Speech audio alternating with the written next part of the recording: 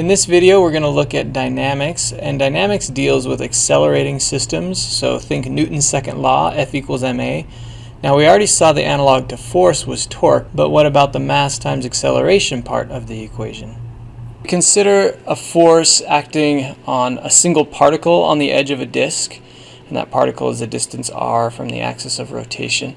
If I multiply both sides by r here, I'm going to have F times r. That's going to be force times my lever arm, r times ma. This is going to give me torque. And then if I want rotational stuff instead of linear stuff, then acceleration is r alpha from the last unit. That's how you convert between linear and angular acceleration. And so we can combine those r's and we get this expression, torque equals mr squared alpha.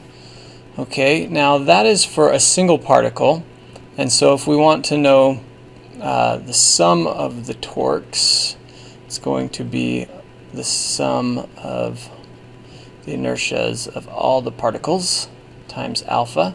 So this term here, the sum of the masses times their distances, and they might be a bunch of different distances throughout this disk, this is called the moment of inertia, or just rotational inertia, and the symbol for it is I. I don't know why. That's an ugly summation symbol there, so we can do a little better. Ooh, it just is ugly, but anyway, this term here is known as the rotational inertia. So we can rewrite our sum of the torques equals I alpha, which is essentially our rotational version of Newton's second law. Now this I thing, this moment of inertia, serves the purpose of mass in linear kinematics, but it doesn't take into account just the mass. It also takes into account the location of the mass, this r squared term here. Essentially what that means is that the distribution of the mass from the axis of rotation now matters. So if we imagine having these two objects here, they're both cylinders, even though this is a disc-like cylinder. Anyway, if they have the exact same mass m, well, this one is going to be harder to get spinning because more of the mass is distributed far from the axis of rotation than this cylinder here. This guy will be easier to spin relative to that guy. So that's essentially what's happening in principle, is that the distribution of the mass now matters. Now if we go back and look at this little equation for I, it's got this summation symbol here.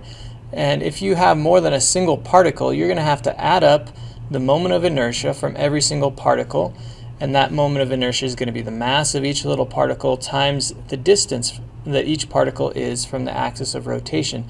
And for instance, with that cylinder, different particles are going to be at different distances from the axis of rotation. Some will be on the outer edge here, some will be more towards the middle.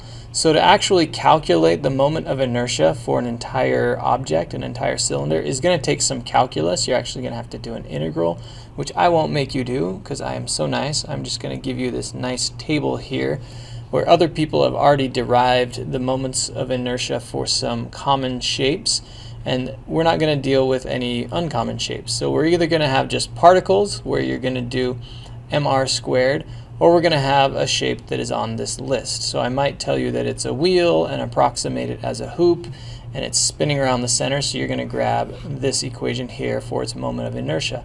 I might say you've got a sphere or a ball rolling down a ramp or something. In that case, you would grab this equation here for the moment of inertia.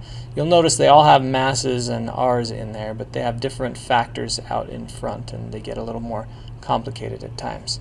Okay, on to a few calculations.